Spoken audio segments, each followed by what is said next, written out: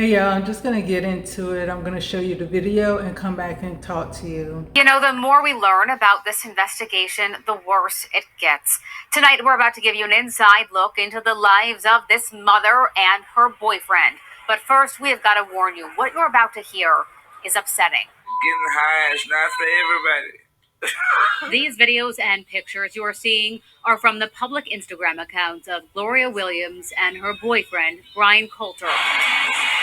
Scrolling through, they showcase jewelry, food, and he talks about getting drunk or high repeatedly. I smoke mad weed, I drink mad, man, look. I just do my fair share of things. Today in court, as Gloria Williams stood before a judge, prosecutors said her son told investigators Coulter's drinking led to the abuse. He stated when the co-defendant would drink beer and alcohol, he would get very strong. Investigators with the Harris County Sheriff's Office say the boys were beaten, locked in rooms, and malnourished, forced to live alone in the same apartment with their 8-year-old brother's remains.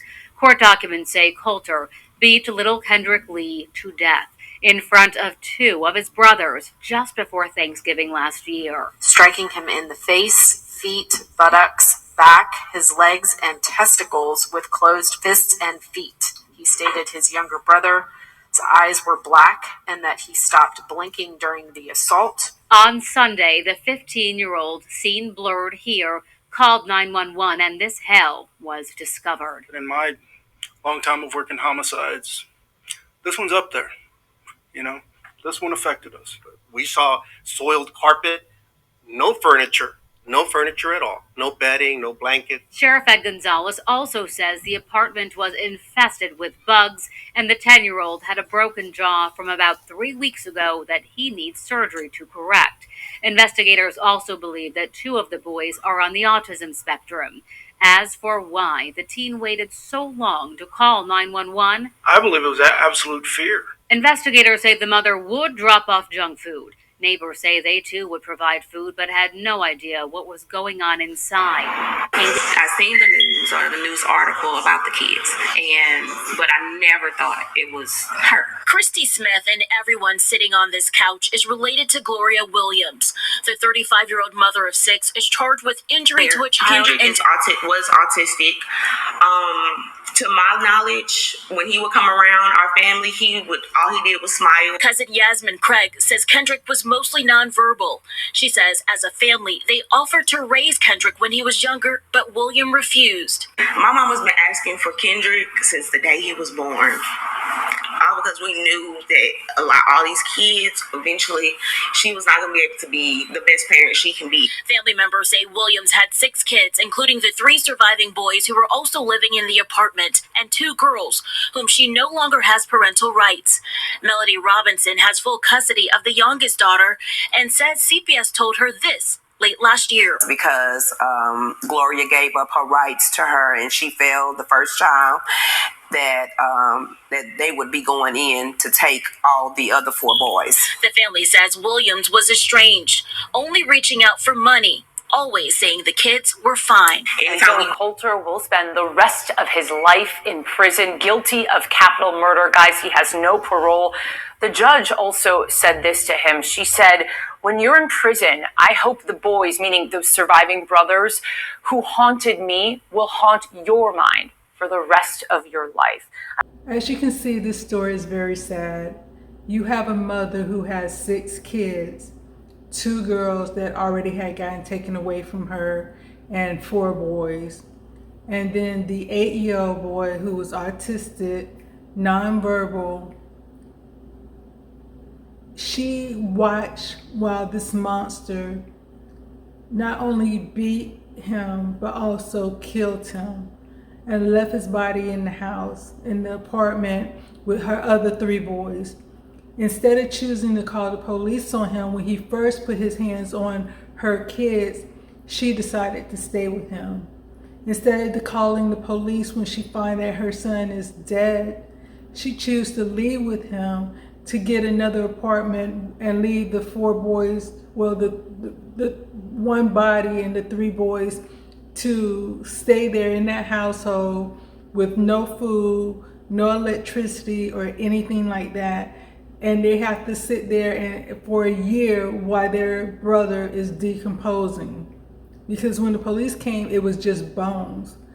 This is so sick and sadistic in so many ways. As women, as well as men, we have to do better. The reason I say as men, because as a father, how do you feel knowing that some man beat your child to death? That some man abused, every time he got drunk, he felt it necessary to have power over children, because that's not a man. He's a weak coward, because he's taking all his anger and aggression out on children who cannot defend themselves. So as men, you have to be careful about who you choose to be the mother of your kids. If you don't feel like you're going to be with that woman, don't have kids with that woman. And women, stop having kids with men that are not going to marry you. Stop having kids with men that is not coming around taking care of their kids. If you have one child and you see that the father is not doing right by that one child, don't have another child unless you're married to that person. And you shouldn't, want to have kids unless you're mentally, emotionally, physically, and financially able to take care of your child. It's so disheartening that with him, one family member did, because they seen that he was autistic, even though she has another son that's autistic. This 8-year-old, he was nonverbal autistic, and the family member wanted to take him and take care of him, but she didn't want to do that. She knew what that boy was experiencing, and instead of saying, well, okay, let me just go ahead and give him, away to the family member, she just allowed him to suffer in that way. I cannot put my brain around that as a mother, just to think that you would just sit and allow someone to beat your child to death, and then you still want to be with them, you still want to be around them, you still want to lay up with them, you still want to be in a relationship with them. It's like, what type of what is going through your head as a mother to know this happened to your child, and then you're just going to abandon the other 3 like nothing happened? You go on with your life as if nothing happened.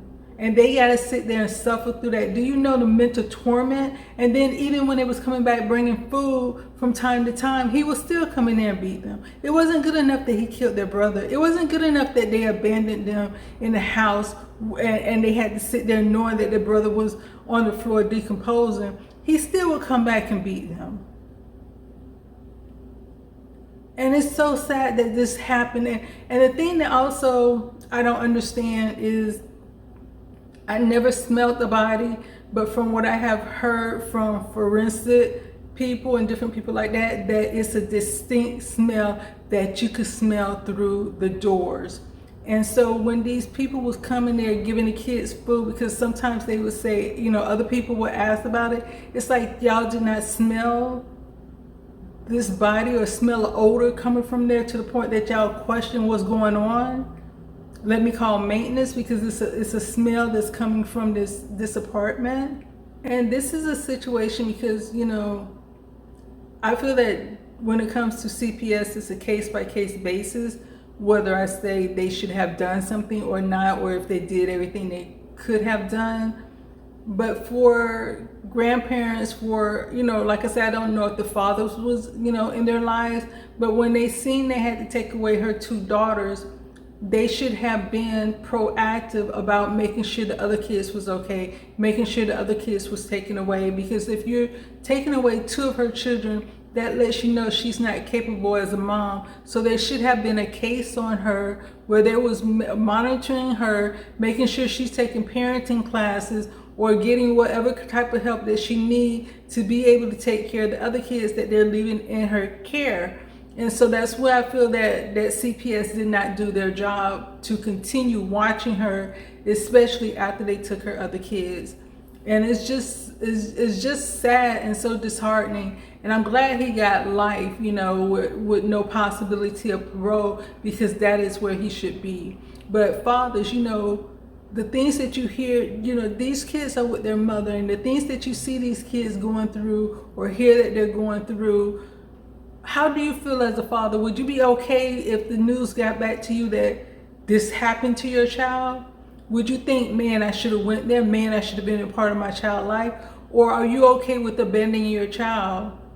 Because she abandoned them when they needed her, but the fathers also abandoned them when they needed the father. That's why it takes two. And I feel that, like I said, we as people need to come together and say, okay, we need to do better when it comes to bringing kids into the world, as well as taking care of kids. And you know, I don't feel, it's easy to say the mother, but they never say this is where the father at. This is why the father walked away from the child. This is why the father is not in their life. They never really bring that up as far as where's the father and what role did he play in his kid's life. So I put pressure, I put, you know, not blaming, but it's like it takes two. And you should care about kids that you bring into the world, as far as making sure they grow up to be adults, and not have someone to just beat them and just throw them away like they're nothing.